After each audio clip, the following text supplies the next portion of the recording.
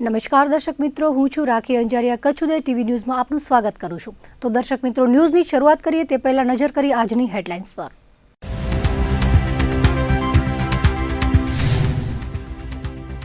અંજાર આદિપુર વચ્ચે hit and રનની ઘટનાથી ચકચાર. અજાણ્યા વાહને બાઇક ચાલકને હડફેટે લેતા મૃત્યુ. શનિ મંદિર પાસે હાઈવે પર બની ગોઝારી ઘટના. મુન્દ્રાના ભુજપુર પાસેથી પોલીસે ઝડપ્યો શરાબ. 18,72,000ના શરાબ સાથે બેની ધરપકડ. ટેન્કરમાં બિદડા જતા શરાબને પોલીસે ઝડપી પાડ્યો.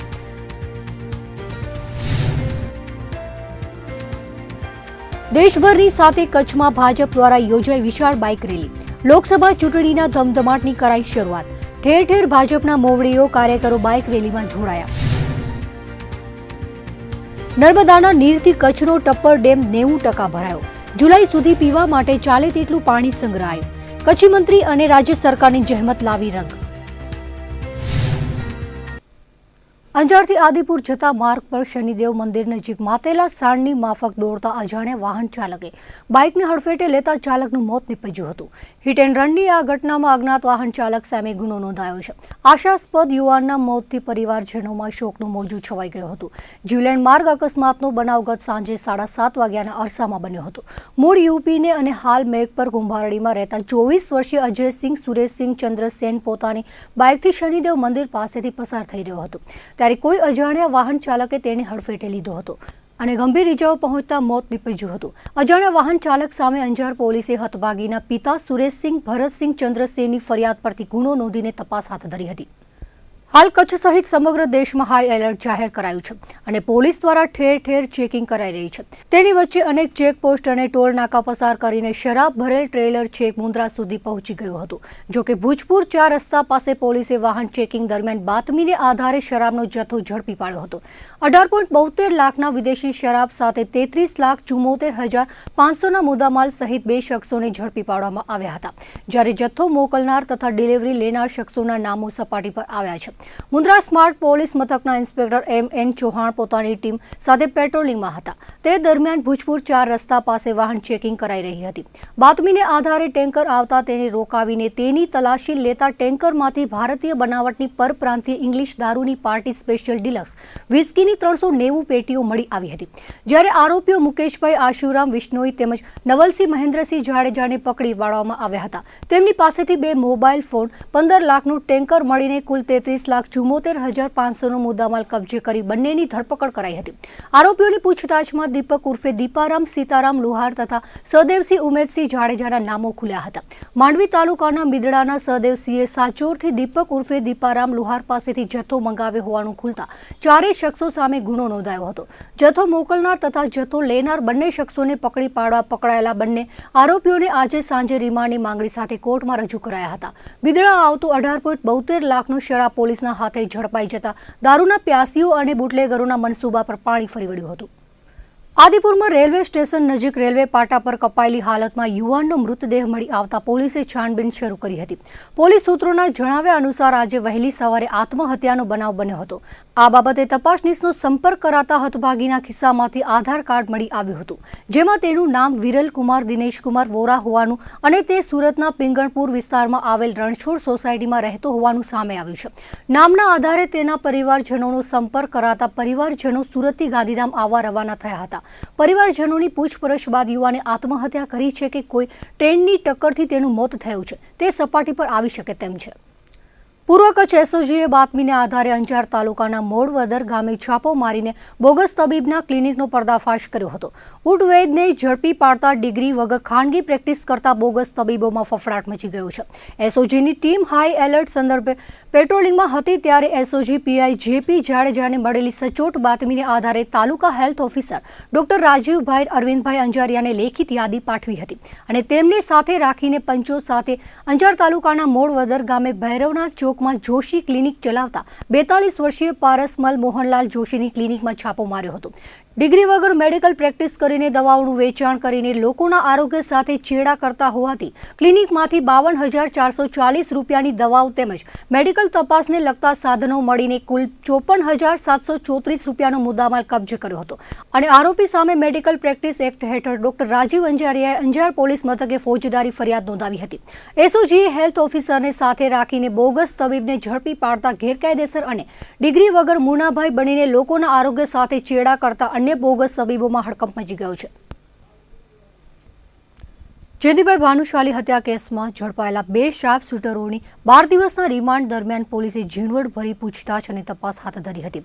આજે આરોપીઓના રિમાન્ડ પૂર્ણ થતાં તેઓને ફરી પાછા ભચાઉ કોર્ટમાં રજૂ કરાયા હતા અને કોર્ટે આરોપીઓને ગળપાદર જેલ હવાલે ધકેલ્યા હતા.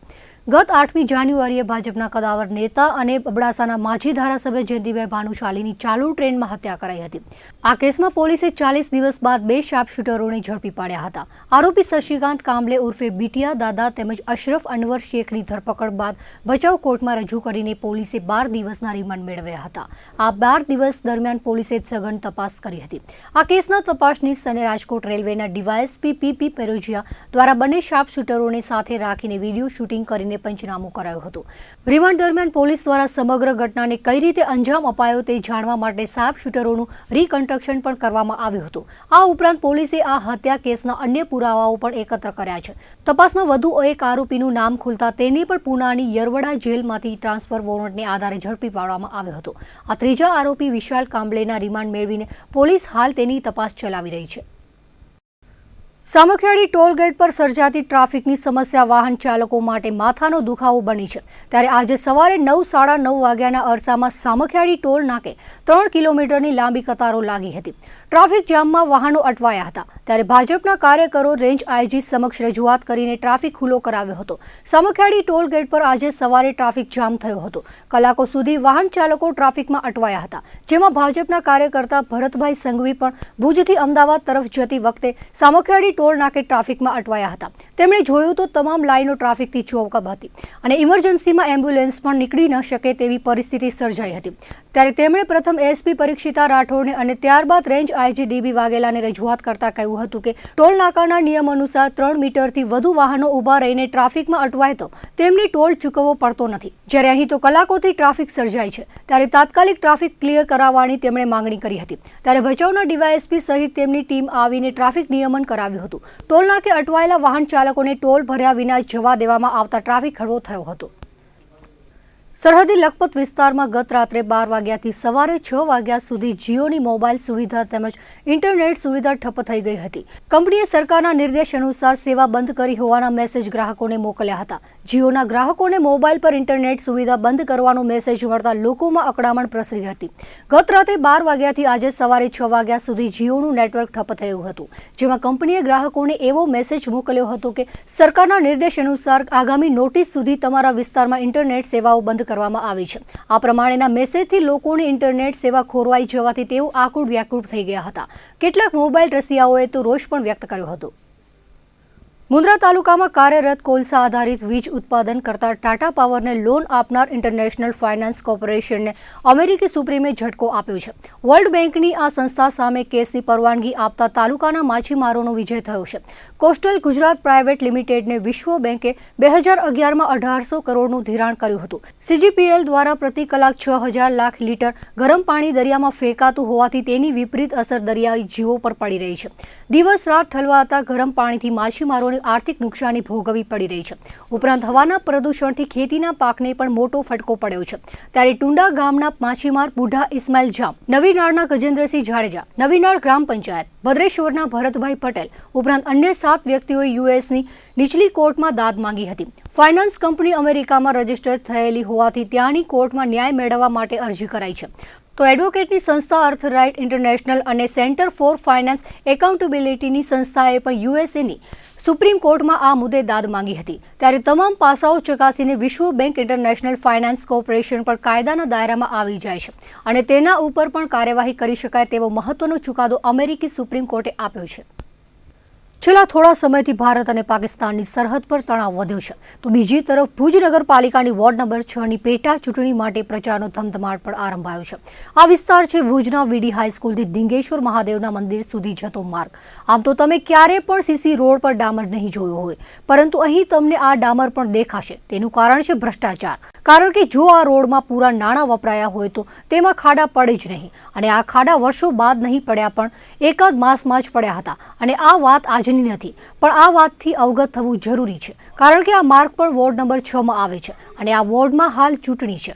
એટલે જ કહીએ છીએ કે ભુજ નગરપાલિકાના વોર્ડ નંબર 6ની પેટા ચૂંટણી આવતા જ સ્થાનિક રહીશોના જખમ ફરી તાજા થયા છે. છેલ્લા લાંબા સમયથી સ્થાનિક લોકોની સમસ્યાઓનો હલ આવ્યો નથી, ત્યારે ફરી એકવાર ભુજ નગરપાલિકા વોર્ડ નંબર 6ની પેટા ચૂંટણી યોજાતા લોકોની સમસ્યાઓ ફરી એકવાર તાજી થઈ છે. રોડ, રસ્તા, ગટર, પાણી અને ગંદકીની સમસ્યા હજુ પણ યથાવત છે. આજે વોર્ડ નંબર 6ની વાત કરીએ તો ભુજના મુખ્ય વિસ્તારો વોર્ડ નંબર 6માં આવી ગયા છે, જેમાં ભુજના ઉમેદનગર, નરનારાયણનગર, ઝૂલેલાલ સોસાયટી, કલ્યાણેશ્વર નગર, ઘનશ્યામનગર, ઉપલીપાડ, વાયડા ડેલો, કાયસ્થ શેરી, સોનીવાડ, દરબારગઢ સહિતના વિસ્તારોમાં આજે પણ વર્ષો જૂની સમસ્યાઓથી યથાવત છે કે ન તો સફાઈની કામગીરી સમસ્યા થાય છે, રખડતા ઢોરનો ત્રાસ સમગ્ર ભુજમાં છે, પરંતુ નગરપાલિકા દ્વારા અત્યાર સુધી આ અંગે કોઈ નિર્ણય લેવાયો નથી. ભુજના પોસ્ટ વિસ્તારનો જે વોર્ડમાં સમાવેશ થાય છે તે વોર્ડમાં હાલ ચૂંટણીનો ધમધમાટ શરૂ છે. કોંગ્રેસ અને ભાજપ બંને પક્ષો હાલ સ્થાનિક લોકો અને વેપારીઓ પાસે મત માંગવા સાંજ પડેને નીકળી પડે છે, પરંતુ મત કોને આપો તે હવે સ્થાનિકો જ નક્કી કરશે. કારણ કે અત્યાર સુધી ભાજપના 4 નગરસેવકો આ વિસ્તારમાંથી ચૂંટાઈને આવ્યા હતા, પરંતુ વોર્ડ નંબર 6ના નગરસેવક ધીરેન ઠક્કરના ઘેર ત્રીજું સંતાન આવતા તેમણે નગરસેવકના પદ પરથી રાજીનામું આપી દીધું હતું. ત્યારે ખાલી પડેલી બેઠક પર હાલ પેટા ચૂંટણી યોજાઈ રહી છે. આગામી 10મી મેના રોજ પેટા ચૂંટણી માટે મતદાન થવાનું છે, પરંતુ આ વિસ્તારોમાં આજે પણ પાણીની સમસ્યા હોય, ગંદકી હોય કે રોડ લાઇટ હોય કે પછી રખડતા પશુઓનો ત્રાસ હોય, આ એક પણ સમસ્યામાંથી સ્થાનિક લોકોને આજ દિન સુધી મુક્તિ મળી નથી. ભાજપ દ્વારા હંમેશા એવો જ પ્રચાર કરવામાં આવે છે કે નાગરિકોને તમામ સુવિધાઓ પૂરી મળી રહે અને સ્થાનિકોને કોઈ સમસ્યા ન સતાવે, પરંતુ ચૂંટણી દરમિયાન કરાયેલા વાયદાઓ માત્ર ફાયદાઓ જ બની રહે છે. વોર્ડ નંબર 6ની પેટા ચૂંટણીમાં ભાજપ તરફથી ભૌમિક વચરાજાની અને કોંગ્રેસમાંથી પૂર્વ નગરસેવક ચેતન શાહ ચૂંટણી લડી રહ્યા છે. સ્થાનિક લોકોની નગરસેવકથી કોઈ વધુ લેવા દેવા નથી, કારણ કે કોંગ્રેસ હોય કે ભાજપ, કોઈ પણ નગરસેવક લોકોની સમસ્યાનો નિવેડો લેવામાં હજુ સુધી સફળ થયા નથી. વિસ્તાર છે અમારો નાગર ચકલાથી થઈ અને વાણિયાવાડ સુધીનો અને બ્રહ્મપુરીનો જે વિસ્તાર છે મહાદેવ ગેટ પાસેનો, એ તમામ વિસ્તાર છે એ આખો પેટા વોર્ડ નંબર 6માં આવી જાય છે. અત્યારે જે વ્યક્તિગત રીતે હું કોઈ ઉપર નથી કહેતી, કોઈ પાર્ટીની વાત નથી કરતી, પણ જે નાગરિકને જે મુશ્કેલી પડે છે એના વિશે હું વાત કરીશ અત્યારે. કે એક તો મુખ્ય પ્રશ્ન છે ગંદકીનો.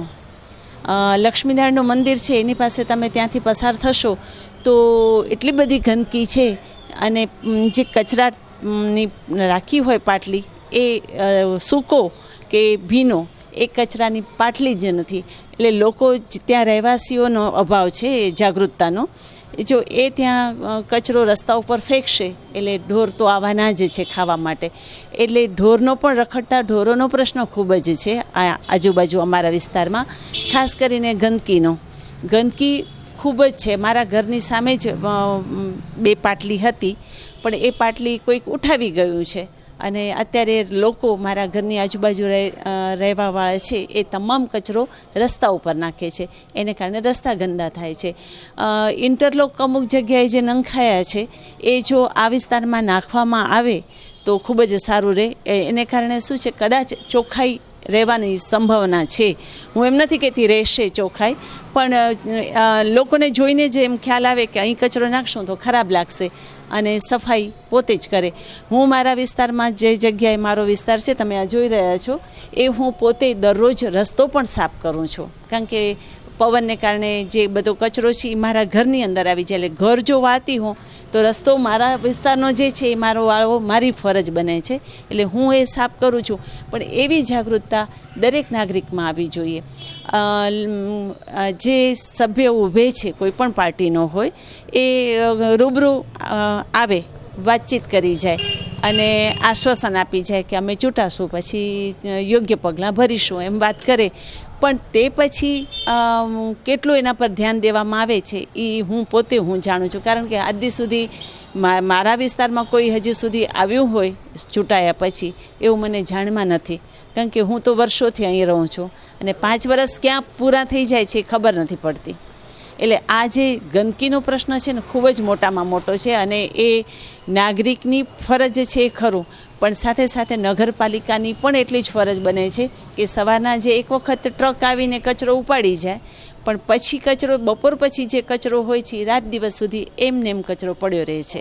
હાલ વોર્ડ નંબર 6 માં ભાજપના 3 નગરસેવકો કાર્યરત છે, પરંતુ સ્થાનિક લોકોનું માનીએ તો છેલ્લા 3.5 વર્ષમાં આંખે વળગે તેવી કોઈ પણ પ્રકારની કામગીરી થઈ નથી. અનેક વિસ્તારોમાં રસ્તાઓ પર ખાડા પડ્યા છે જે છેલ્લા 3 વર્ષમાં પૂરાયા નથી, તો અનેક વિસ્તારો એવા છે જ્યાં પાણીની સમસ્યા આજે પણ યથાવત છે, તો રખડતા ઢોરના ત્રાસથી લોકો પણ હવે ત્રાસી ગયા છે. આ સમસ્યામાંથી કોણ મુક્તિ અપાવશે તેવા સવાલો જ ત્યારે સ્થાનિક લોકો કરી રહ્યા છે, પરંતુ ચૂંટણી પહેલા કરેલા વાયદાઓ પછી પરિપૂર્ણ થશે કે કેમ તે મોટો સવાલ છે.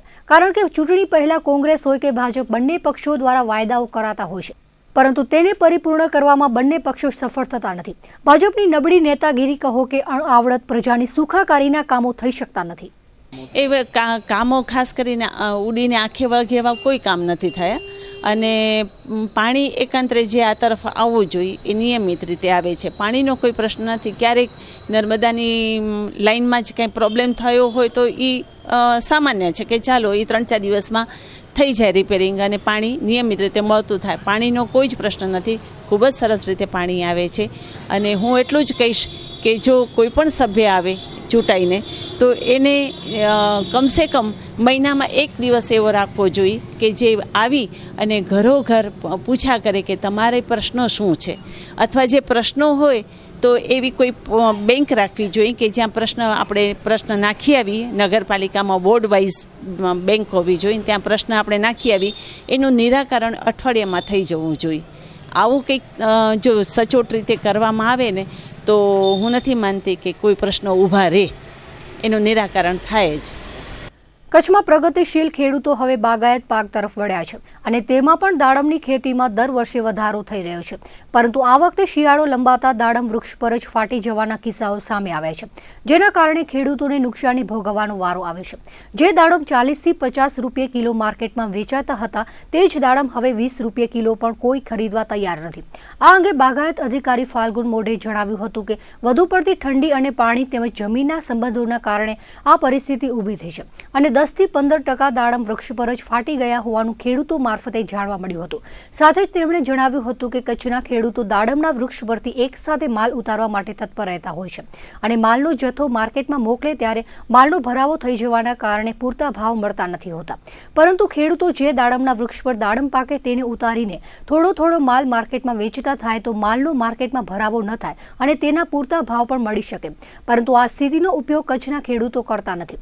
કચ્છમાં દાડમના પાકની વાવેતરની વાત કરવામાં આવે તો અંદાજિત 12,800 હેક્ટરમાં તેનું વાવેતર થયું છે. ગત વર્ષે 2 લાખ ટન દાડમનું ઉત્પાદન થયું હતું અને આ વર્ષે ઉત્પાદનમાં 20% વધારો થવાની સંભાવના છે. ગત વર્ષની સરખામણીએ આ વર્ષે ઉત્પાદન અંદાજિત 2,40,000 ટન થાય તેવા સંકેતો દેખાઈ રહ્યા છે.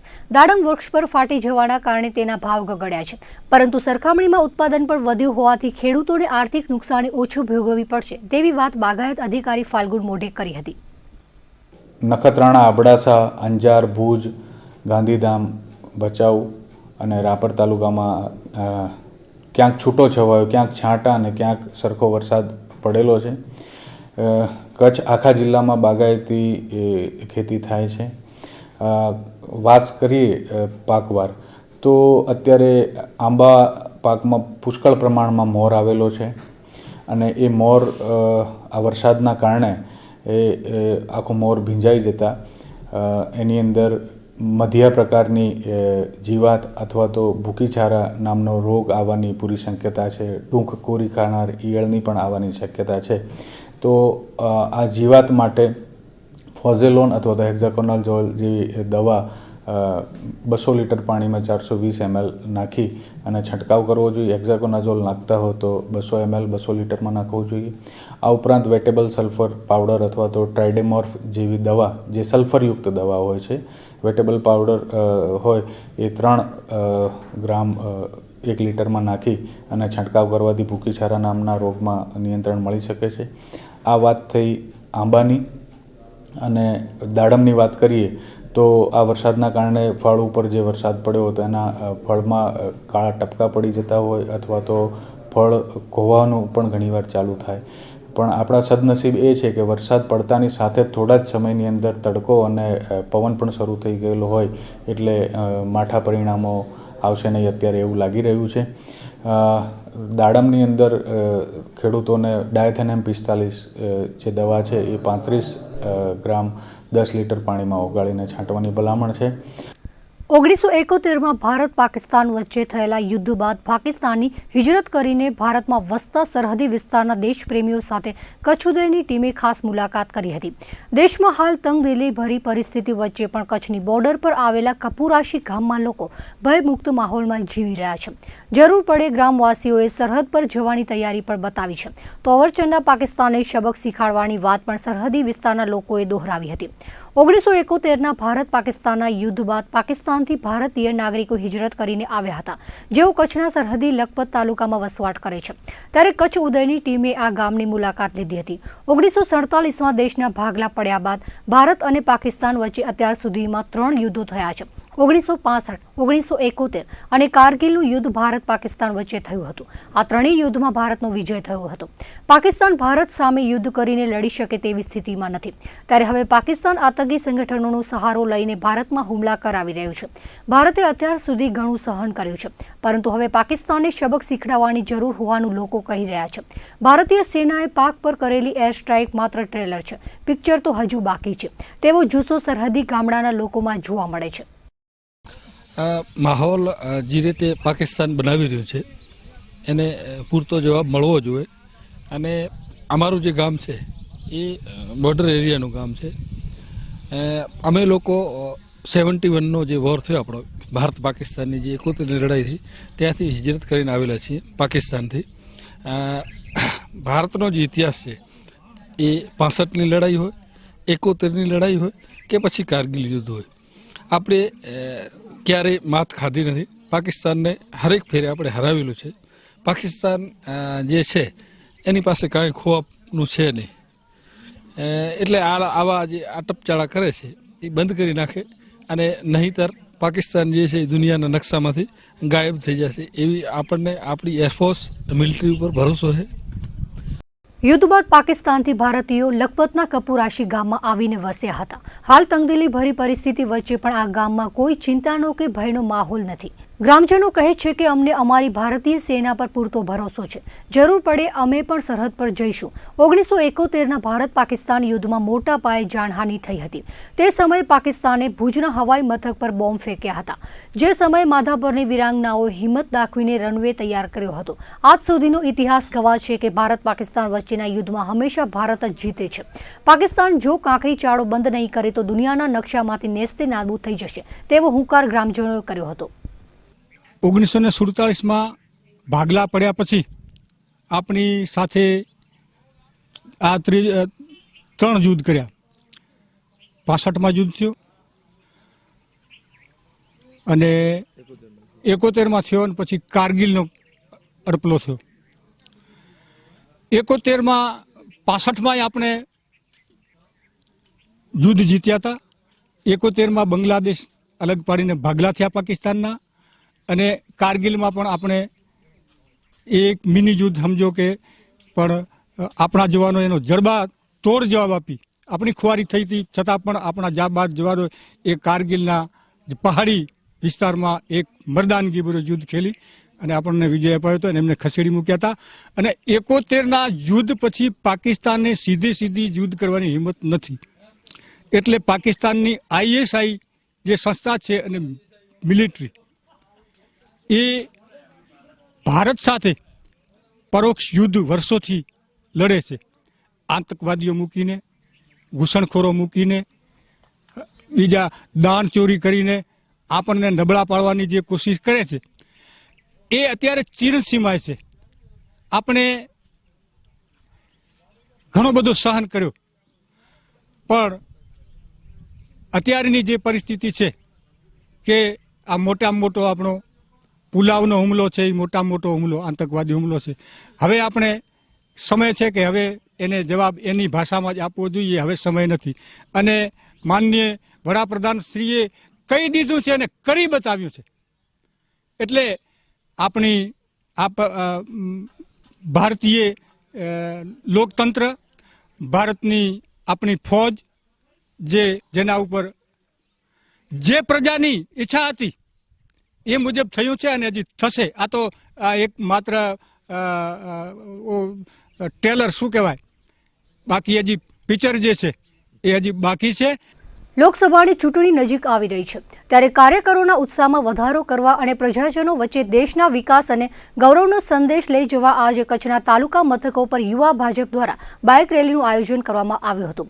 કચ્છની દરેક વિધાનસભા મતક્ષેત્રમાં બાઇક રેલી યોજાઈ હતી, જેમાં ભુજ વિધાનસભા ક્ષેત્રની બાઇક રેલીમાં ભાજપના કાર્યકરો મોટી સંખ્યામાં જોડાયા હતા, જેમાં રિલાયન્સ પેટ્રોલ પંપ પાસેથી રેલીને સ્ટાર્ટ અપાયો હતો. શહેર ભાજપની આ rally Bhanushalinagar, jubilee circle, GB, hospital road, Lal Tekri, અનમરી રોડ, ભીડ નાકો, સરપટ ગેટ, આશાપુરા મંદિર, મહાદેવ ગેટ, ખેંગાર પાર્ક, રઘુવંશી ચોકડી, ગણેશનગર, કોલેજ રોડથી પ્રિન્સ રેસિડેન્સી ખાતે સમાપ્ત થઈ હતી. જ્યારે તાલુકાની રેલી માનકુવા સુખપર, મિર્જાપર થઈને પ્રિન્સ રેસિડેન્સી, માધાપર બાપા સીતારામ મઢુલીથી આરટીઓ સર્કલ, જ્યુબિલી થઈને પ્રિન્સ રેસિડેન્સી ખાતે સંયુક્ત રીતે એકત્ર થઈ હતી, જ્યાં સભાનું આયોજન કરાયું હતું. આ બાઇક રેલીમાં ભુજના ધારાસભ્ય નીમાબેન આચાર્ય, રાપરના પૂર્વ ધારાસભ્ય પંકજભાઈ મહેતા, જિલ્લા પ્રમુખ કેશુભાઈ પટેલ, યુવા ભાજપના અધ્યક્ષ રાહુલ ગોર, પાલિકા પ્રમુખ લતાબેન સોલંકી, ઉપપ્રમુખ રામ ગઢવી, કારોબારી ચેરમેન ભરત રાણા, કિરીટ સોમપુરા તેમજ ભાજપના કાઉન્સિલરો, અગ્રણીઓ સહિત મોટી સંખ્યામાં કાર્યકરો જોડાયા હતા. આજના દિવસે સવારે ભારતીય જનતા પાર્ટીના કાર્યકર્તાઓ ગળામાં ખેસ અને હાથમાં ધ્વજ લઈને સડકો ઉપર નીકળી પડવાના છે. ભારતીય જનતા પાર્ટીના કાર્યકર્તાઓના દર્શન આ રોડ ઉપર સર્વ જનતાને થવાના છે. તો મિત્રો, એ જ રીતે આજે સમગ્ર કચ્છમાં લગભગ 10થી વધુ જગ્યાએ ને 5000થી વધુ ભારતીય જનતા પાર્ટીના કાર્યકર્તાઓ બાઇક રેલી દ્વારા રોડ ઉપર નીકળવાના છે અને ભારતીય જનતા પાર્ટીના વિજયનો સંકલ્પ અને સંદેશ પ્રજાને પહોંચાડવાના છે. આપણે સૌ જાણીએ છીએ કે લોકસભા નજીક છે. ભારતીય જનતા પાર્ટીના વિજયલક્ષી આ લોકસભાના આ સંદેશ ને વિજયનો પ્રારંભ, અગર જો કોઈ પણ પાર્ટી હોય, પોતાનો આત્મવિશ્વાસ, વિશ્વાસ ને જનતાનો પ્રેમ નરેન્દ્રભાઈ જ્યારે મેળવ્યો છે, તો વિજય પહેલે જે વિજયનો ઉત્સવ કરતી હોય ને જનતા ઉપર વિશ્વાસ રાખીને, તો એ ફક્ત ભારતીય જનતા પાર્ટી ને નરેન્દ્રભાઈ મોદીની સરકાર છે. એ વિજય લક્ષ્યનો આરંભ કરવા માટે આજે સમગ્ર દેશમાં જે રીતે બાઇક રેલી નીકળી છે, એ રીતે આજે કચ્છમાં પણ નીકળી છે. મોટી સંખ્યામાં યુવાનો, ભારતીય જનતા પાર્ટીના આગેવાનો, બહેનો, ભાઈઓ આ પાર્ટીમાં ને આ રેલીમાં જોડાયા છે. અબડાસા તાલુકામાં ભાજપની વિજય સંકલ્પ બાઇક રેલી સાંસદ વિનોદભાઈ ચાવડાની આગેવાનીમાં યોજાઈ હતી. અબડા દાદાની પ્રતિમાને વંદન કરીને ભારત માતા કી જયના નાદ સાથે સાંસદ વિનોદભાઈ ચાવડા ખુદ બાઇક પર રેલીમાં જોડાઈને સ્ટાર્ટ આપ્યો હતો.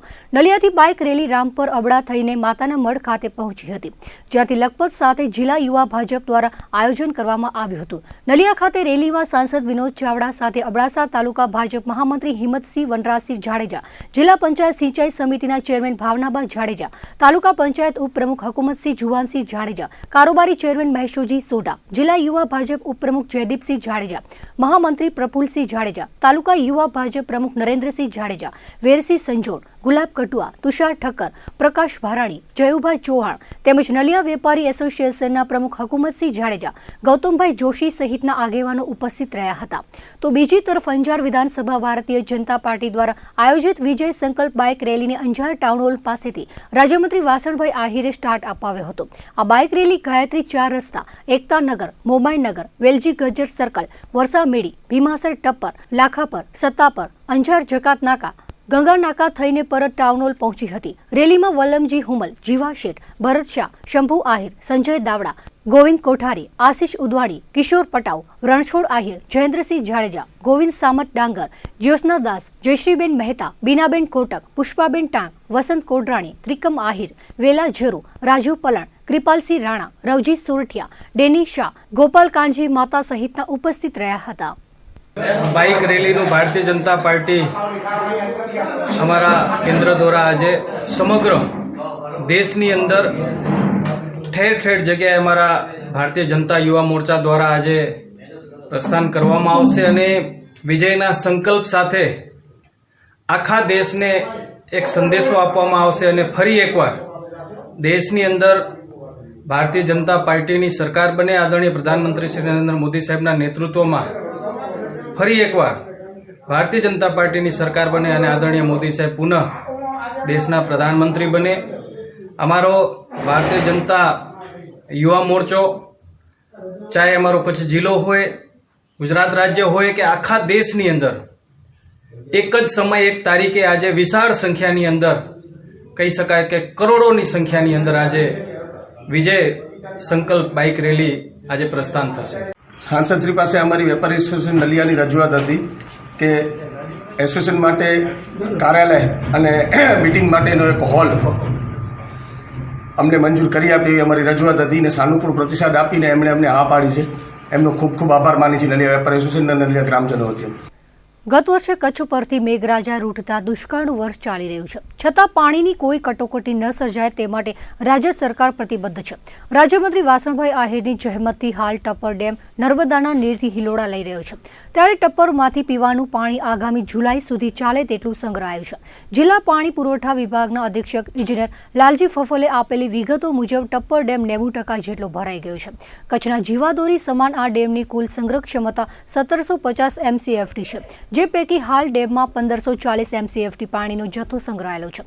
શ્રી ફફલે વધુમાં ઉમેર્યું હતું કે હા, પાણી પુરવઠા દ્વારા ટપ્પર ડેમમાંથી 100 MLD પાણી ઉપાડવામાં આવે છે અને 200 MLD જેટલું પાણી નર્મદાની પાઇપલાઇનમાંથી મળી રહ્યું છે. આ જથ્થા ઉપરાંત સ્થાનિક સોર્સમાંથી પણ પાણી મેળવીને વિતરણ થઈ રહ્યું છે. પરિણામે હાલ કચ્છમાં પાણીની કોઈ વિકટ પરિસ્થિતિ ન હોવાનું તેમણે કહ્યું હતું. સાથે જ ટપ્પર ડેમમાં જે પાણીનો જથ્થો સંગ્રહ થયો છે તેમાંથી પ્રતિદિન 125 MLD પાણી ઉપાડવામાં આવશે, તો પણ આગામી જુલાઈના અંત સુધી કચ્છને પીવાના પાણીની મુશ્કેલી સર્જાશે નહીં. ઉલ્લેખનીય છે કે ટપ્પર ડેમની જળ સપાટી 40 ફૂટ થઈ ગઈ છે. હવે માત્ર 1 ફૂટ પાણી ભરાય તો પણ ટપ્પર ડેમ કચ્છના વગર વરસાદે નર્મદા મૈયાની કૃપાથી ઓવરફ્લો થઈ જાય તેમ છે.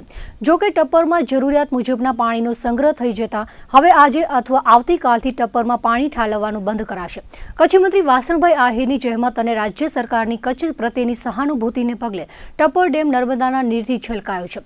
સરકારે કચ્છીઓને પાણીની મુશ્કેલી નહીં પડે તેવો વાયદો આપ્યો હતો, ત્યારે કચ્છના જીવાદોરી સમાન ટપ્પર ડેમને જોતા આ વચન સાર્થક જણાતું હોય તેમ લાગી રહ્યું છે. ભુજ વિકાસ વિસ્તાર સત્તા મંડળ દ્વારા તૈયાર કરાયેલા ડેવલપમેન્ટ પ્લાનને સરકારે લીલી ઝંડી આપી દેતા વિકાસ તો વધુ વેગવાન બનશે જ, તેની સાથે શહેરનો હાર્દસમો વિસ્તારો શૈક્ષણિક ઝોનમાંથી મુક્ત થતા અનેકવિધ ફાયદાઓ થશે. જાન્યુઆરી 2001માં આવેલા વિનાશકારી ભૂકંપમાં જિલ્લા મથક ભુજ શહેરમાં ભારે તારાજી સર્જાઈ હતી. ભૂકંપની વેદનામાંથી શહેરને પુનઃ બેઠું કરવા ભાડા દ્વારા ડેવલપમેન્ટ પ્લાન અંતર્ગત કામગીરી હાથ ધરાઈ હતી. જોકે એક સમયે 56 કિલોમીટર વિસ્તાર ધરાવતું આ શહેર હાલ 96 કિલોમીટરમાં પ્રસરી ચૂક્યું છે. શહેરની વધી રહેલી વસ્તી અને જરૂરિયાતોને ધ્યાને લઈને ભાડા દ્વારા તૈયાર કરાયેલા નવા પ્લાનની 99% માંગણીઓ સરકારે સ્વીકારી લેતા અનેકવિધ ફાયદાઓ આગામી દિવસોમાં જોવા મળશે. ભાડાના પૂર્વ ચેરમેન કિરીટ સોમપુરાએ જણાવ્યું હતું કે ઘનશ્યામનગર, હિંગલાજ સોસાયટી, સંતોષ સોસાયટી અત્યાર સુધી શૈક્ષણિક ઝોનમાં આવતા હતા, જેથી ત્યાં પ્લોટ વિસ્તારના 30% વિસ્તારમાં જ બાંધકામ કરી શકાતું હતું, જેથી અનેક કિસ્સાઓમાં નિયમોનો ભંગ કરીને ગેરકાયદે બાંધકામ પણ થતું હતું. સરકારે આ તમામ વિસ્તારને શૈક્ષણિક ઝોનમાંથી મુક્ત કરી દેતા હવે બાંધકામમાં ફાયદો થશે અને જમીન મકાનની વહેંચણીમાં પણ વધારો થશે. ભુજિયા તળેટીની આસપાસ નરડવાડા સર્કલ સામેનો વિસ્તાર રિક્રિએશન ઝોનમાં સમાવિષ્ટ હોવાથી ત્યાં ચોક્કસ નિયમો સાથે જ બાંધકામ કરી શકાશે, એટલે કે ઊંચું બાંધકામ શક્ય નહીં બને. કચ્છ ક્રેડાઈના ચેરમેન પ્રવીણ પિંડોરિયાએ જણાવ્યું હતું કે ગુજરાત સરકાર દ્વારા ભાડાના ડેવલપમેન્ટ પ્લાનને મંજૂર કરવાની સાથે નવા GDRમાં મોટા ભાગની માંગ સંતોષાતા રિયલ એસ્ટેટ બાંધકામમાં મોટી રાહત મળી છે. અત્યારે બાંધકામ માટે FSI ફ્લોર સ્પેસ ઇન્ડેક્સ 1.2 છે, તેને વધારી 1.8 કરવા રજૂઆત કરવામાં આવી છે, જે સંદર્ભે પણ સરકાર આગામી સમયમાં હકારાત્મક અભિગમ દાખવી શકે તેમ છે. ભુજ શહેરમાં કોઈ આપત્તિ જેવી સમસ્યા સર્જાય અને તમામ લોકોની ખુલ્લી જગ્યામાં એકત્રિત થવાની ફરજ પડે તો તે માટે 4 ડિસ્ટ્રિક્ટ સેન્ટરો આવેલા છે. ડિસ્ટ્રિક્ટ સેન્ટરોમાં જેઓના પ્લોટ આવી રહ્યા છે તેઓને વળતર મળે કે નહીં તે બાબતે ભાડાના પૂર્વ ચેરમેન કિરીટ સોમપુરાને પૂછતા તેમણે કહ્યું હતું કે આ બાબતે સરકારની કોઈ જોગવાઈ નથી. જો કે આ ક્ષેત્ર સાથે સંકળાયેલા સૂત્રો એવી માંગ કરી રહ્યા છે કે જો કપાતમાં જમીન જાય તો તેની સામે વળતર આપવામાં આવે છે, તો પછી ડિસ્ટ્રિક્ટ સેન્ટરમાં જતી જમીનોનું પણ વળતર મળવું જ જોઈએ. ભુજની વસ્તી વધતી જાય છે અને ભુજને રિયલ એસ્ટેટની વાત કરીએ તો લોકોને પ્લોટના ભાવ વધતા જાય છે, કારણ કે આપણું હવે જે એપાર્ટમેન્ટની સંસ્કૃતિ હતી, જે વર્ટિકલ ડેવલપમેન્ટ હતું, એની જગ્યાએ આપણે ભૂકંપ પછી હોરિઝોન્ટલ ડેવલપમેન્ટ ચાલુ થયું. એટલે નવી નવી જમીનોની પ્લોટની રહેણાંક માટે જરૂર પડવા લાગી.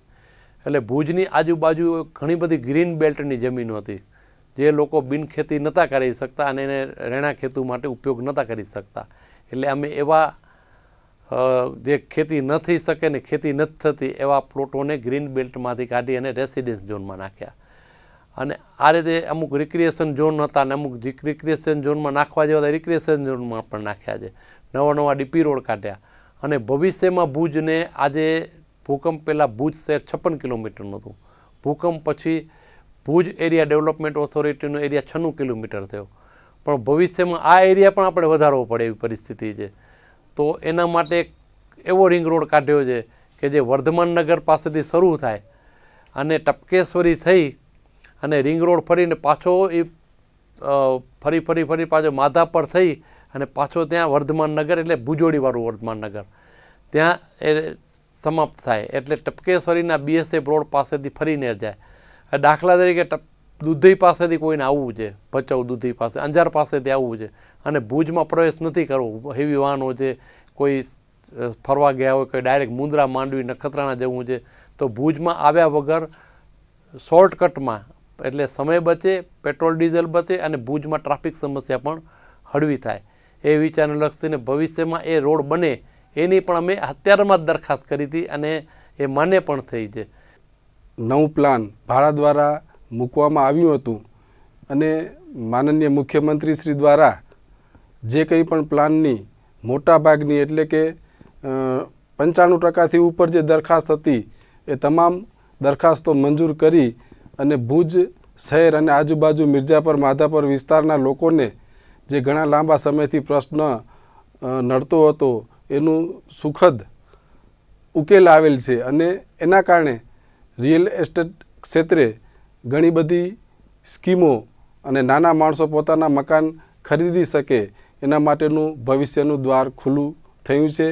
ખાસ કરીને ક્રેડાઈ કચ્છ દ્વારા ભાડાના DP રિવાઇઝ માટે તેમજ ન્યૂ GDCRના અંદર બાંધકામને લગતા સુધારા માટે જે કંઈ પણ રજૂઆત કરવામાં આવી હતી તેમાંથી મોટાભાગની તમામ રજૂઆત ગુજરાતના માનનીય મુખ્યમંત્રી શ્રી દ્વારા પૂરતો સમય આપી સાંભળી અને અમારી તમામ રજૂઆતોને માન્યતા આપી તે બદલ ક્રેડાઈ કચ્છ અને કાસિયા દ્વારા અમારા પ્રશ્નોનું સુખદ સમાધાન લોકોના ભવિષ્યના સુખાકારી માટે જે થયું છે. કચ્છના સસ્તા અનાજના દુકાનધારકો 1 માર્ચથી અનિશ્ચિત મુદ્દતની હડતાળ પર ઉતરી ગયા છે, જેના કારણે ગરીબ અને મધ્યમ વર્ગને અનાજ મેળવવા માટે હાલાકી ભોગવવી પડી રહી છે. આ અંગે જાણવા મળતી વિગતો મુજબ રેશનિંગની દુકાનના સંચાલકોએ પડતર પ્રશ્નો બાબતે અગાઉ અનેક વખત સરકારને રજૂઆતો કરી હતી. બાદમાં 2 દિવસના ધરણા પણ યોજ્યા હતા. છેલ્લે ગાંધીનગરમાં રાજ્યભરના રેશનિંગ દુકાનના સંચાલકો પણ એકઠા થયા હતા. જોકે અત્યાર સુધી તેમની માંગોનો સ્વીકાર થયો નથી. આ અંગે કચ્છ જિલ્લા ફેર પ્રાઇસ શોપ એસોસિએશનના પ્રમુખ માધુભા જાડેજાનો સંપર્ક કરાતા તેમણે જણાવ્યું હતું કે રેશનિંગ ધારકોની માંગણીઓમાં મુખ્ય માંગ કમિશન વધારવાની છે. હાલ ₹100 કમિશન મળે છે, જેમાં ₹17 વહીવટી ખર્ચ થાય છે.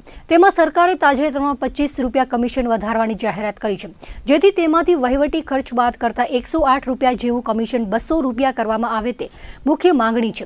જો સરકાર કમિશન વધારી ન શકે તો વ્યાજબી ભાવના દુકાનધારકોને પગાર આપવામાં આવે તેવી માંગ છે. આ ઉપરાંત દુકાનમાં રાખવામાં આવતા એક્સ્ટ્રા માણસ, કોમ્પ્યુટર ઓપરેટરનો પગાર ચૂકવાય, દુકાનનું ભાડું મળે, ઇન્ટરનેટ વીજળી ખર્ચ મળે તે સહિતની માંગો કરવામાં આવી છે. જેના માટે કચ્છ સહિત રાજ્યભરના રેશનની દુકાનના સંચાલકો અનિશ્ચિત મુદ્દતની હડતાળ પર ઉતરી ગયા છે, જેનો આજે બીજો દિવસ છે. સરહદી કચ્છ જિલ્લામાં રેશન કાર્ડના દુકાનધારકો હડતાળ પર ઉતરી જતા ગરીબ મધ્યમ વર્ગના લોકોને રાશન મેળવવા હાલાકી વેઠવી પડી હતી. સરકાર દ્વારા પંડિત દીનદયાળ સસ્તા અનાજની દુકાન મારફતે રાજ્યના ગરીબી રેખામાં આવતા લોકોને સસ્તા દરે રાશન આપવામાં આવે છે, પરંતુ હડતાળના કારણે લાભાર્થીઓને રાશન મળી શક્યું નથી, જેને કારણે તેઓને હેરાનગતિ વેઠવાનો વારો આવ્યો છે. ગુજરાત રાજ્ય મધ્યાહન ભોજન યોજનાના કર્મચારી મહામંડળ દ્વારા છેલ્લા 12 દિવસથી અમરનાથ ઉપવાસ આંદોલન જારી રહ્યું છે, જેમાં મહામંડળના પ્રમુખ ઉપવાસ પર ઉતર્યા બાદ તબિયત લથડતા સારવાર હેઠળ ખસેડાયા છે. મધ્યાહન ભોજન યોજનાનું ખાનગીકરણ કરીને પ્રાઇવેટ પાર્ટીઓને સોંપાય છે, જેને કારણે મધ્યાહન ભોજનના સંચાલકોની રોજીરોટીને અસર પડી છે. આ ઉપરાંત પૂરતો અને સમયસર માલ ન આપવા સહિત પ્રશ્નોના કન્ટીજન્સી સહિતની માંગો સાથે આંદોલન ચાલી રહ્યું છે. આ આંદોલનના ભાગરૂપે ગુજરાત રાજ્ય મધ્યાહન ભોજન મહામંડળના પ્રમુખ ચંદન કે વાઘેલા છેલ્લા 12 દિવસથી અમરનાથ ઉપવાસ કરી રહ્યા છે. આ આંદોલનમાં પૂર્વ ધારાસભ્ય કામિનીબેન રાઠોડે છાવણીની મુલાકાત લીધી હતી અને મધ્યાહન ભોજન કર્મીઓના પ્રશ્નોને સરકારમાં વાચા આપવા ખાતરી ઉચ્ચારી હતી. તેમના દ્વારા જ નવા લક્ષ્મીપુરાથી ગાંધીનગર ખાતેની રેલીને સ્ટાર્ટ અપાયો હતો. આ વિશાળ મહારેલી દરમિયાન ચંદનસિંહ વાઘેલાને ચક્કર આવતા તેઓ લથડી પડ્યા હતા અને સારવાર માટે હોસ્પિટલમાં ખસેડાયા હતા તેવું કચ્છના મધ્યાહન ભોજન સંચાલક આગેવાન અને રાજ્યના મહામંડળના મંત્રી ઈશ્વરભાઈ વી જોશીએ જણાવ્યું હતું. મધ્યાહન ભોજન મહામંડળમાં ચાલતા આ આંદોલનમાં કચ્છના પણ અનેક સંચાલકો જોડાયા છે, ત્યારે ઈશ્વરભાઈ જોશી સહિતના આગેવાનોએ પ્રમુખને તાત્કાલિક 108 મારફતે હોસ્પિટલમાં ખસેડવાની જહેમત ઉઠાવી હતી. કચ્છમાં વાતાવરણના પરિવર્તનની સાથે ભૂગર્ભીય સળવળાટ પણ તેજ બની રહ્યો છે, ત્યારે દુધઈ નજીક આજે વહેલી સવારે 3ની તીવ્રતાનો કંપન અનુભવાયો છે. ગાંધીનગર સ્થિત ગુજરાત સિસ્મોલોજી વિભાગની કચેરીમાંથી પ્રાપ્ત વિગતો મુજબ દુધઈથી 12 કિલોમીટરના અંતરે ભૂકંપના આંચકાનું કેન્દ્રબિંદુ નોંધાયું હતું. વહેલી સવારે 6 વાગ્યાના અરસામાં ભૂકંપનો આંચકો અનુભવાયો હતો.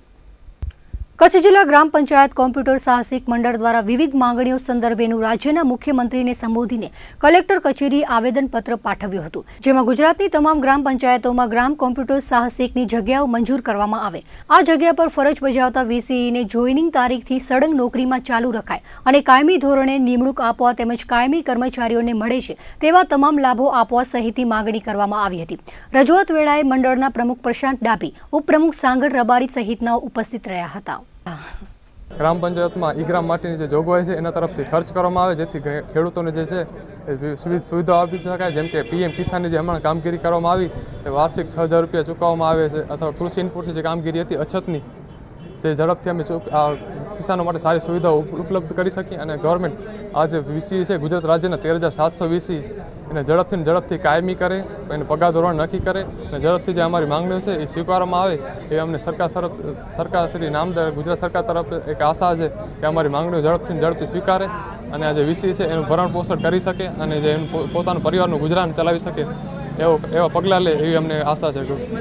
કચ્છ જિલ્લા માધ્યમિક ઉચ્ચતર માધ્યમિક શિક્ષક સંઘ દ્વારા પુલવામા ખાતે શહીદ થયેલા જવાનોના પરિવારજનોને રિલીફ ફંડ અર્પણ કરાયું હતું. જિલ્લા કલેક્ટરને શિક્ષક સંઘ દ્વારા 1,79,250 રૂપિયાનો ચેક અર્પણ કરાયો હતો. શિક્ષક એ સમાજની જવાબદાર વ્યક્તિ છે અને ભાવિ પેઢીના ઘડતર માટે શિક્ષકની ભૂમિકા મહત્વની રહે છે, ત્યારે જિલ્લા શિક્ષણાધિકારી પ્રજાપતિની પ્રેરણાથી શિક્ષકોએ સીઆરપીએફ જવાનોના રિલીફ ફંડમાં પોતાનું અનુદાન આપ્યું હતું. આ પ્રસંગે માધ્યમિક શિક્ષક સંઘના પ્રમુખ ત્રિકમભાઈ છાગા, ઉચ્ચતર માધ્યમિક સંઘના પ્રમુખ મનોજભાઈ લોઢા, ઉપપ્રમુખ મનીષ પટેલ, મોહન મહેશ્વરી, મહામંત્રી ઉમેશભાઈ ચૌહાણ, મહેશભાઈ ઝાલા, કે.એમ. કોટડિયા, અજીત ભાનુશાલી, જીતેન્દ્ર મોરી સહિતના શિક્ષકો જોડાયા હતા. પુલવામા હુમલામાં આતંકવાદીઓ દ્વારા કરવામાં આવેલા હુમલામાં શહીદ થયેલા જવાનના વિધવાઓ અને પરિવારજનો માટે કચ્છ જિલ્લા બિનસરકારી માધ્યમિક શિક્ષક સંઘ દ્વારા આજે માનનીય કલેક્ટરશ્રીને 1,79,250નો ચેક પરિવારજનો માટે આપવામાં આવ્યો છે. રાષ્ટ્રના નાગરિક તરીકે શિક્ષક એક જવાબદાર વ્યક્તિ કહેવાય અને કચ્છ જિલ્લા બિનસરકારી માધ્યમિક શિક્ષક સંઘ દ્વારા જ્યારે આ શહીદ થયેલા જવાનોને પરિવાર માટે આ ફૂલ નહીં પણ ફૂલની પાંખડી સમાન આ ફંડ એક આપવામાં આવે છે, જેને કારણે બાકીના લોકોને પણ એમાંથી પ્રોત્સાહન મળે. આ આખી સમગ્ર પ્રવૃત્તિમાં જિલ્લા શિક્ષણાધિકારી માનનીય પ્રજાપતિ સાહેબનો પણ ખૂબ પ્રેરણા મળી છે. રાપર મામલતદાર કચેરી ખાતે આવેલા રાપર એરિયા ડેવલપમેન્ટ ઓથોરિટી બોર્ડના સભાખંડ મધ્યે મામલતદાર એચ.જી. પ્રજાપતિની અધ્યક્ષતામાં રાપર તાલુકાની એક્ટિવિટી બેઠક મળી હતી, જેમાં રાપર તાલુકાના ગ્રામ્ય વિસ્તારોમાં અને શહેરી વિસ્તારોના 17 પ્રશ્નો રજૂ કરવામાં આવ્યા હતા, જે પૈકી 6 પ્રશ્નોનો ઉકેલ લાવવામાં આવ્યો હતો. આજે આ બેઠકમાં નાયબ મામલતદાર મહેશ ઠક્કર, મદદનીશ તાલુકા વિકાસ અધિકારી D J. Chavda, in charge police inspector J H. Gadhvi, નગરપાલિકાના પ્રમુખ ગંગાબેન શિહારિયા, બાંધકામ શાખાના નાયબ કાર્યપાલક ઇજનેર એન.વી. અલવાણી, વન વિભાગના વી.આઈ. જોશી, મહેશ સુથાર, એલ.બી. જાડેજા, દશરથસિંહ જાડેજા, ભરતસિંહ વાઘેલા, એન.વી. વાઘેલા, પીજીવીસીએલના એસ.એમ. પરમાર, જી.વી. ચૌધરી, દયાલાલ વાઘાણી, કાંતિલાલ ઠક્કર સહિતના અધિકારી પદાધિકારીઓ ઉપસ્થિત રહ્યા હતા. આજ રોજ સંકલન સહ ફરિયાદ સમિતિની મિટિંગ મામલતદાર સાહેબ શ્રી રાપરના અધ્યક્ષસ્થાને રાખવામાં આવેલ, જેમાં ગઈ વખતના 17 જેટલા પ્રશ્નો પેન્ડિંગ હતા, જેમાંથી 6 પ્રશ્નોનું નિરાકરણ થયેલ છે અને જુદા જુદા ખાતાના વડાઓને મિટિંગમાં હાજર રાખી બીજા પ્રશ્નોનો નિકાલ કરવામાં આવ્યો. ભારતના જાંબાઝ પાયલોટ અભિનંદન વર્તમાનની વતન વાપસી બાદ દેશભરમાં ઉજવણીનો માહોલ જોવા મળ્યો હતો. ત્યારે ભુજ ખાતે પણ અભિનંદન ભારત પરત ફરતા ફટાકડા ફોડીને તેમજ ઢોલ શરણાઈના સૂરે ઉજવણી કરવામાં આવી હતી. સોમવારે મહાશિવરાત્રીનો પર્વ ધામધૂમથી ઉજવાશે, ત્યારે શિવરાત્રી કાર્યાલય ખાતે ભૂતનાથ સેવા સંસ્થાન ટ્રસ્ટના કાર્યકરો દ્વારા હર્ષોલ્લાસથી ઉજવણી કરવામાં આવી હતી. શૈલેષ જાનીના ઢોલના તાલે તેમજ ગીતકારોના દેશભક્તિના ગીતોના સૂરે કાર્યકરો નાચી ઉઠ્યા હતા. મહાશિવરાત્રી પૂર્વે જ અભિનંદનની વાપસીને કારણે મહાશિવરાત્રી તેમજ દિવાળી જેવો તહેવાર ગત સાંજે ધિંગેશ્વર મહાદેવ મંદિર નજીક જોવા મળ્યો હતો. હરવા ફરવા તેમજ ધંધા રોજગાર અર્થે વિદેશ સાથે બહોળો નાતો ધરાવતા કચ્છી લોકોની વર્ષોની માંગ બાદ ભુજમાં કાયમી પાસપોર્ટ કેન્દ્ર શરૂ કરવામાં આવ્યું છે અને માત્ર 22 માસમાં જ 35,000થી વધુ પાસપોર્ટ ઇસ્યુ થયા છે. ત્યારે લોકોને રાજકોટ અમદાવાદના ધક્કામાંથી મુક્તિ મળવા ઉપરાંત આર્થિક વ્યયનો પણ બચાવ થયો છે. એક સમયે દુકાળિયા અને સૂકા મુલક તરીકેની છાપ ધરાવતા કચ્છ જિલ્લામાંથી હજારો લોકો ધંધા રોજગાર અર્થે વિદેશોમાં સ્થાયી થયા છે. બીજી તરફ છેલ્લા દોઢેક દાયકાથી કચ્છી લોકોનું જીવન ધોરણ ઊંચું આવતા હરવા ફરવા માટે વિવિધ દેશોની મુલાકાત પણ લેતા થયા છે. તેથી વિદેશ સાથેનો નાતો મજબૂત બન્યો છે. જે તે સમયે ભુજમાં કાર્યરત પાસપોર્ટ કેન્દ્ર બંધ થતા કચ્છના લોકોને નવા પાસપોર્ટ તેમજ જૂના પાસપોર્ટને રિન્યૂ કરાવવા માટે અમદાવાદ રાજકોટ સુધી લાંબા થવું પડતું હતું, જેના કારણે સમયની સાથે નાણાંનો પણ મોટા પ્રમાણમાં વ્યય થતો હતો. જિલ્લા મથક ખાતે પુનઃ પાસપોર્ટ કેન્દ્ર શરૂ થાય તે માટે સ્થાનિકેથી ઉઠેલી માંગ ઉપરાંત સાંસદ વિનોદ ચાવડાની અભ્યાસપૂર્વકની રજૂઆતની ફલશ્રુતિ સ્વરૂપે ભુજને પુનઃ પાસપોર્ટ કેન્દ્રની ભેટ મળી. ગત 31મી માર્ચ 2017થી આ પાસપોર્ટ કેન્દ્ર કાર્યરત થયું છે. ત્યારે છેલ્લા 22 મહિનામાં ભુજના પાસપોર્ટ કેન્દ્રમાંથી 35,000થી વધુ પાસપોર્ટ ઇસ્યુ થઈ ચૂક્યા છે. અત્રે ઉલ્લેખનીય છે કે 22 માસ દરમિયાન 35,000થી વધુ પાસપોર્ટ ઇસ્યુ થતા કચ્છના લોકોની હાડમારીનો તો અંત આવ્યો છે. તેની સાથે મુસાફરી ખર્ચ, હોટલ ભાડા સહિતના ખર્ચની કરોડોની રકમ પણ બચી છે. જિલ્લા મથક ભુજ મધ્યે હજુ પાસપોર્ટ પ્રિન્ટિંગ સ્થાનિકે થતું ન હોવાથી પાસપોર્ટ મેળવવામાં વિલંબ થાય છે. સૂત્રોનું માનીએ તો આગામી ટૂંક સમયમાં ભુજમાં પાસપોર્ટનું પ્રિન્ટિંગ શરૂ થાય તેવા સંજોગો જોવા મળી રહ્યા છે. આ ભારત સરકારના માધ્યમથી જ્યારે કચ્છની અંદર ભુજ મધ્યે પાસપોર્ટ સેવા કેન્દ્ર જ્યારે કાર્યરત છે, ત્યારે નવા પાસપોર્ટ બનાવવાના અને રિન્યુઅલ પાસપોર્ટના આંકડા જ્યારે સામે આવ્યા ત્યારે જોયું તો અત્યાર સુધી 35,000 કરતાં વધારે લોકોએ સીધો આનો લાભ લીધો છે. હું ચોક્કસપણે કચ્છના લોકોને કહી શકીશ કે જ્યારે રાજકોટ અને અમદાવાદ પાસપોર્ટ બનાવવા માટે જવું પડતું હતું, ત્યારે આપણે વિચારી શકીએ છીએ કે 200, 300, 400, 500, 600 કિલોમીટર સુધી જવું પડતું હતું અને આર્થિક રીતે પણ જે રીતે ખર્ચ આવતો હતો એનું પણ જોવા જઈએ તો લાખો રૂપિયા અત્યાર સુધી ખર્ચ થઈ ચૂક્યો હોય.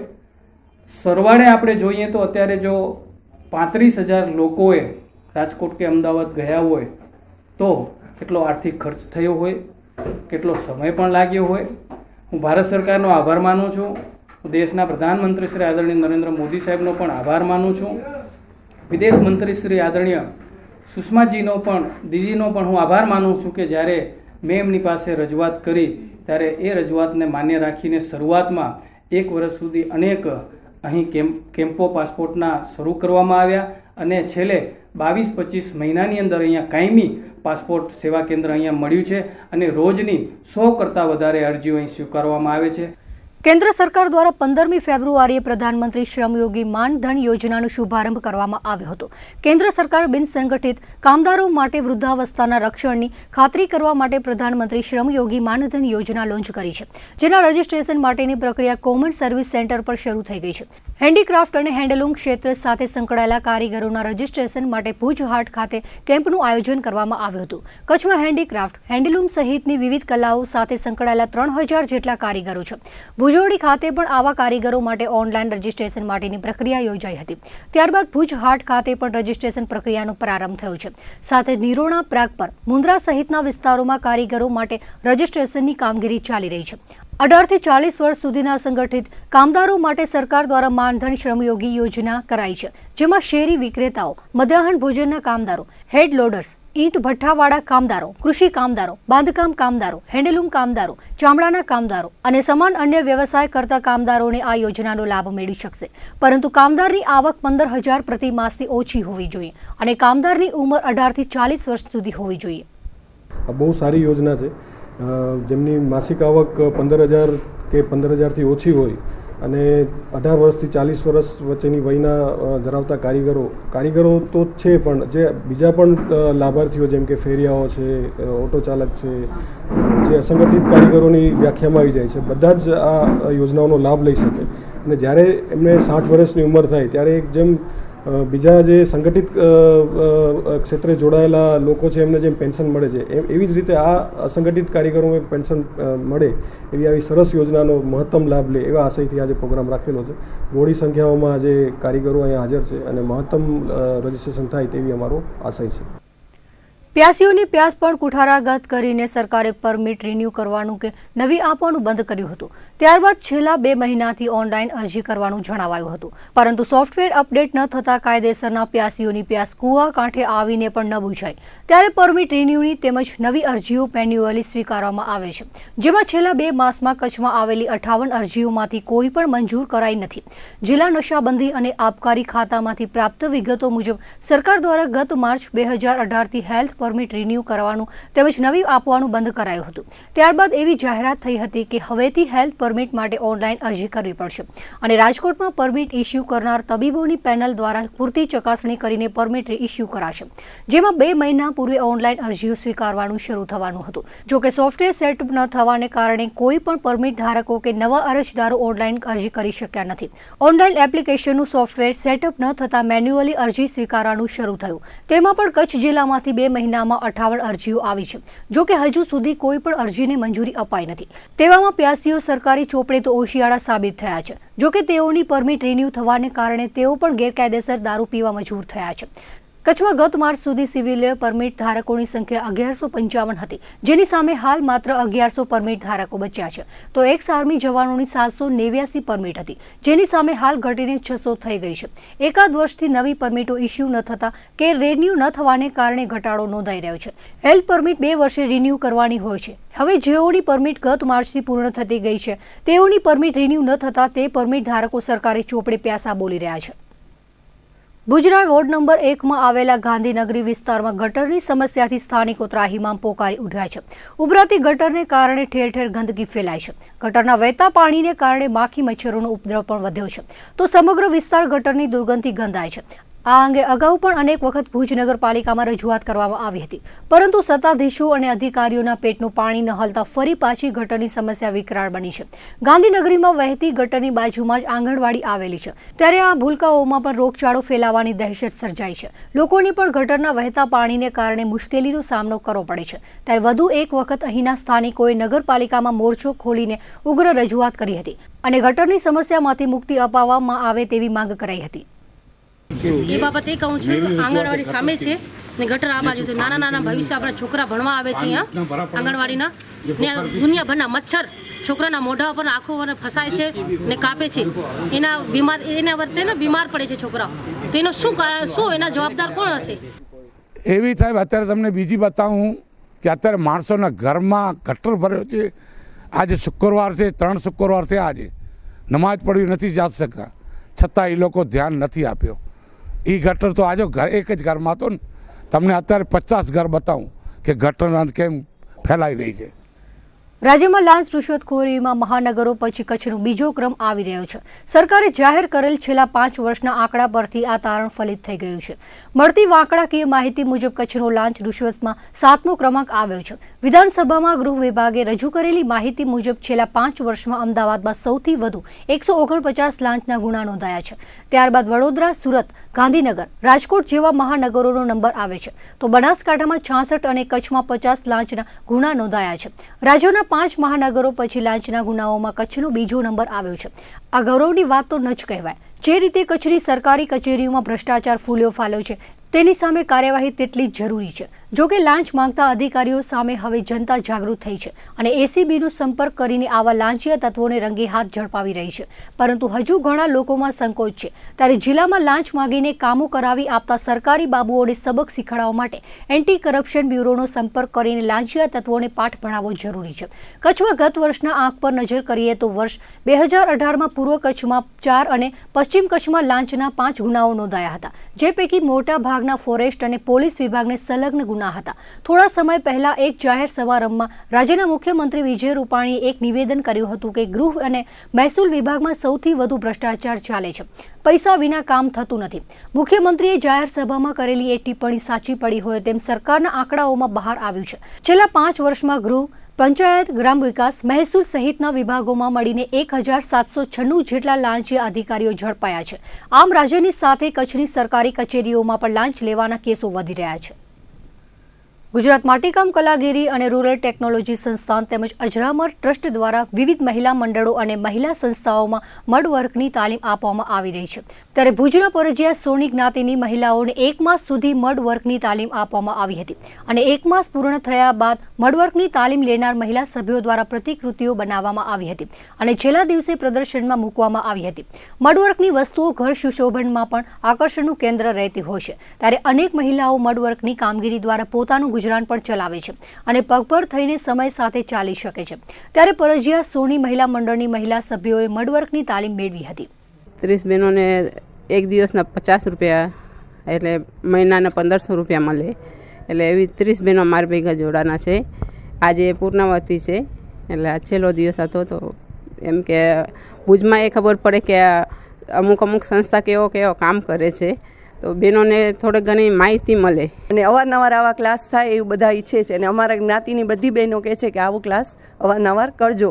અને મીનાબેનનો પણ અમે આભાર માનીએ કે મીનાબેન આજે 1 મહિનો અમને ટાઈમ આપ્યો અને અમને આ બધું મડવર્કનો ફ્રેમો બધાએ તૈયાર કરી છે।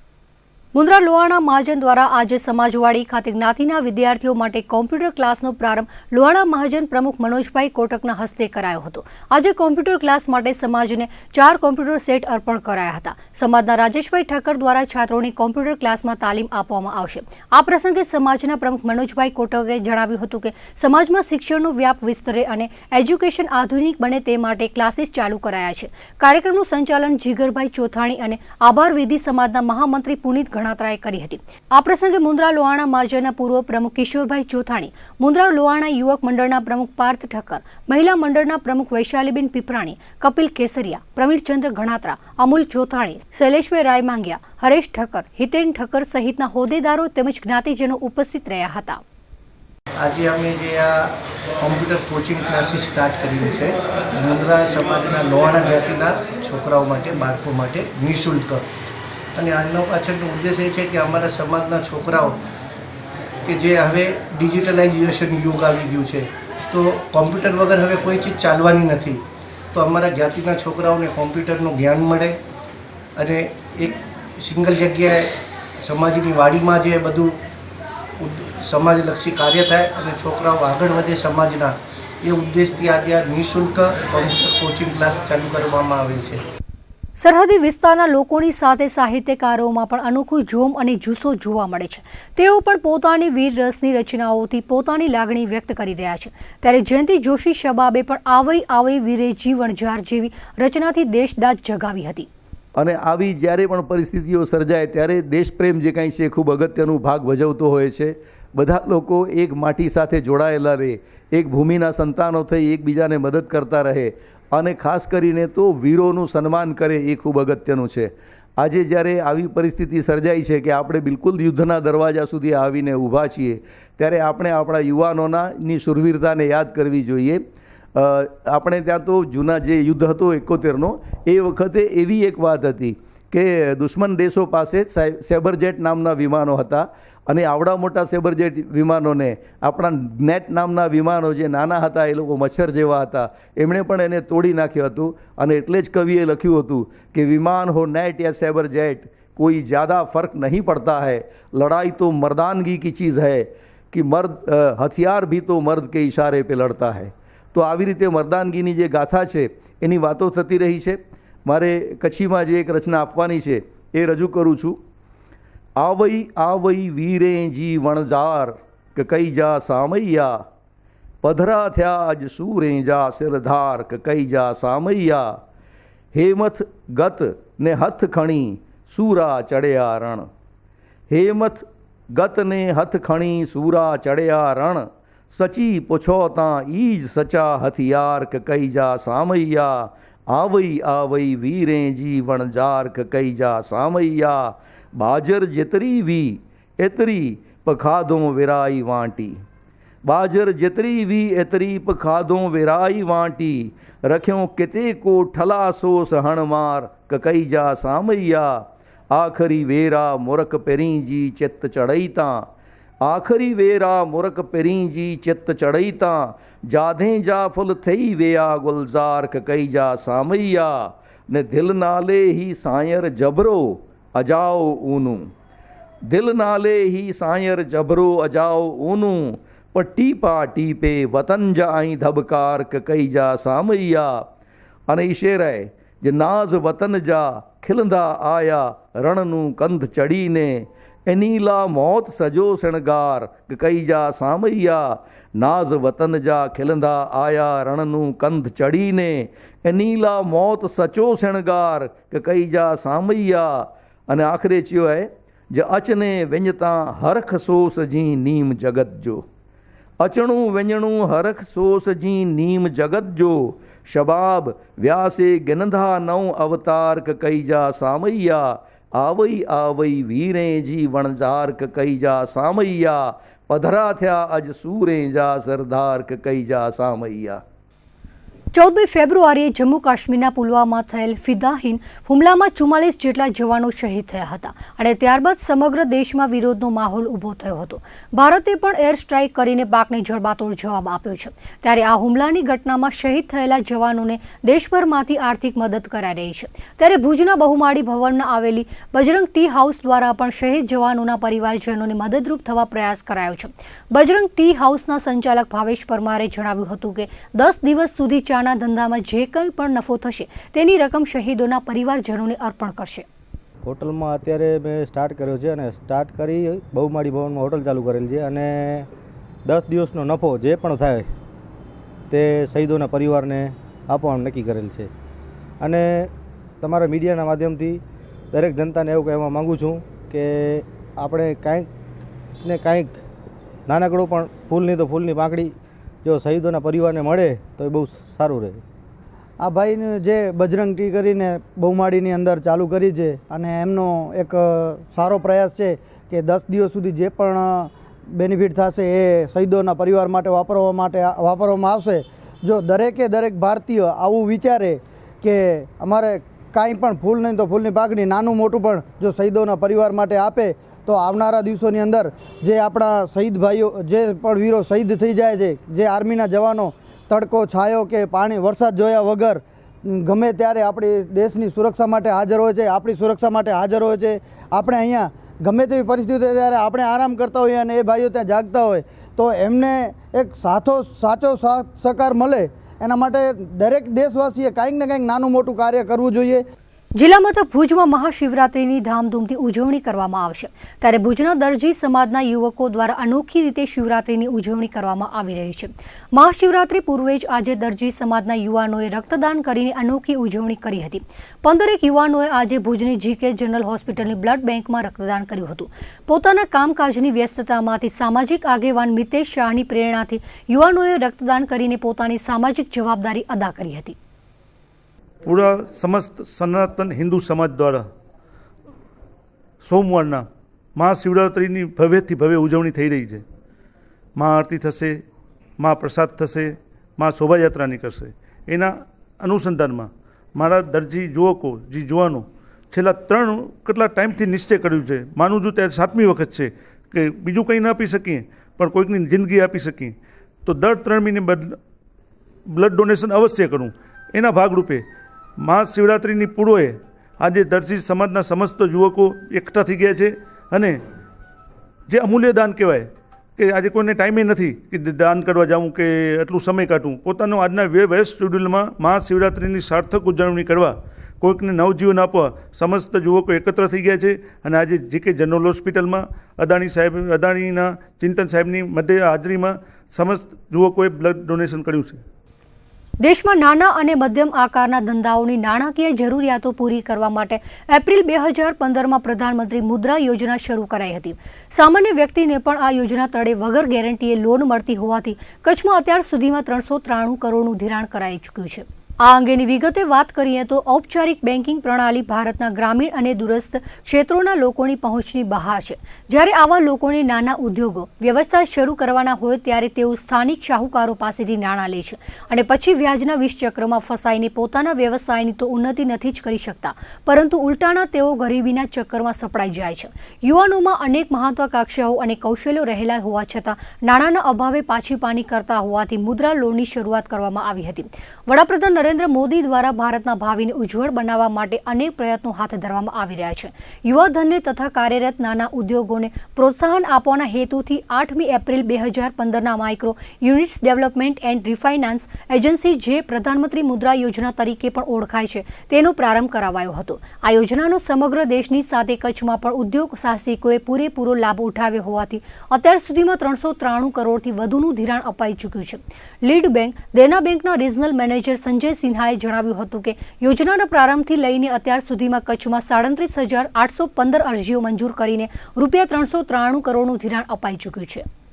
મુદ્રા બેંક યોજના લોન્ચ કરી હતી અને એનો લાભ આજે દેશની અંદર અનેક લોકો લઈ રહ્યા છે, અનેક નવયુવાન ભાઈ બહેનો પણ લઈ રહ્યા છે.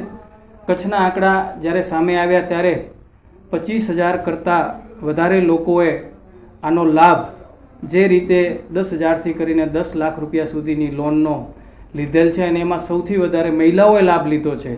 અને દેશની અંદર પણ જ્યારે સરવાળે આંકડા સામે આવ્યા ત્યારે 70% આ યોજનાનો લાભ મહિલાઓએ લીધો છે. તો આપણે વિચારી શકીએ છીએ કે કેટલા લોકો એ પોતાની રોજગારી ઊભી કરી હશે અને એ રોજગારના માધ્યમથી અન્ય લોકોને પણ રોજગારી આપી હશે. તો આ એક મુદ્રા બેંક યોજના પણ જે કચ્છના લોકો માટે આ ભારત સરકારની યોજના એમના જીવન માટે, એમના જીવનના આર્થિક વ્યવહાર માટે ખૂબ ઉપયોગી બની છે. હું આ સૌને પણ હું અભિનંદન આપું છું અને આદરણીય દેશના પ્રધાનમંત્રી શ્રી આદરણીય મોદી સાહેબનો પણ હું આભાર માનું છું. નવા અંજારના રેલવે પાટા પાસે બાવળ કાપીને વાળ બનાવતા 16 વર્ષીય કિશોરને ધારિયા વડે માર માર્યો હતો. ઇજાગ્રસ્તને હાલ ભુજની જીકે જનરલ હોસ્પિટલમાં સારવાર માટે ખસેડાયો છે. પ્રાપ્ત વિગતો મુજબ નવા અંજારના રેલવે પાટા પાસે રહેતો 16 વર્ષીય અનવર આદમ કકલ બાવળની જાળીઓ કાપીને વાળ બનાવતો હતો. ત્યારે વસરામ ગઢવી, જીવા ગઢવી અને પાયલો ગઢવી નામના શખ્સોએ ધારિયા વડે માર મારીને ઈજા પહોંચાડતા કિશોરને સારવાર માટે ભુજની જીકે જનરલ હોસ્પિટલમાં ખસેડાયો છે. અંજાર પોલીસે ફરિયાદ નોંધીને આગળની તપાસ હાથ ધરી છે. એટલે હું બર્તન કાપતો હતો ને એ કે તું વાળ કરે, હું વાળ ના કરતો, બર્તન કરતો હતો ને એમાં આવીને એક પૂરબાઈ ને જીવો ને એક પહેલો એ 3 જણા ને એક પૂરબાઈ એ 3 જણા પકડ્યો ને એક ધાર્યો માર્યો વસુ ગઢવી. આજના સમયમાં ઉચ્ચ કક્ષાના અધિકારીઓ અને હોદ્દા ધરાવતા સરકારી કર્મચારીઓનું વિદાયમાન દરેક કચેરીઓમાં યોજવામાં આવે છે. તો હોદ્દા ધરાવતા અધિકારીની બદલી કરવામાં આવતા ભવ્ય રીતે સમારંભ યોજવામાં આવે છે. પરંતુ આ સિરસ્તાથી વિપરીત રાપર તાલુકા પંચાયત કચેરી ખાતે તાલુકા વિકાસ અધિકારી AB પરમાર, મદદનીશ તાલુકા વિકાસ અધિકારી DJ ચાવડા સહિતના અધિકારીઓએ આજે તાલુકા પંચાયત કચેરીના 4થા વર્ગના કર્મચારી કેશુભાઈ ચાવડા 34 વર્ષની નોકરી કરીને નિવૃત્ત થતા વિદાયમાન આપવામાં આવ્યું હતું. તાલુકા વિકાસ અધિકારી પરમારના અધ્યક્ષસ્થાને વિદાયમાન સમારોહ યોજાયો હતો.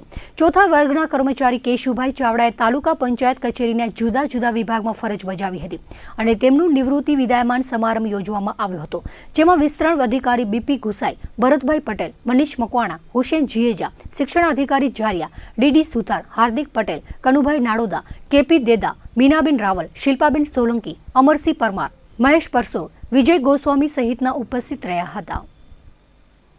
લખપત તાલુકાના બેખડા ખાતે મીડિયારી CRC કક્ષાનો પ્રથમ વાર્ષિકોત્સવ ઉજવાયો હતો.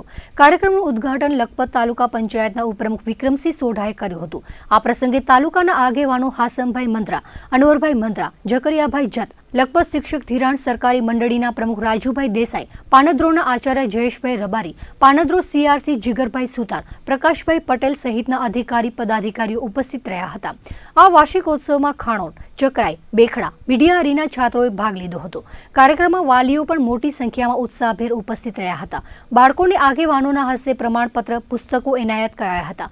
કાર્યક્રમને સફળ બનાવવા બેખડાના આચાર્ય વિનોદભાઈ ઠાકોર, CRC સમીરભાઈ આસોડિયા, શાળાના સ્ટાફગણમાં સોમીબેન પવાર, પ્રિયંકાબેન ચૌધરી તેમજ મીડિયારી ક્લસ્ટર સ્ટાફે જહેમત ઉઠાવી હતી.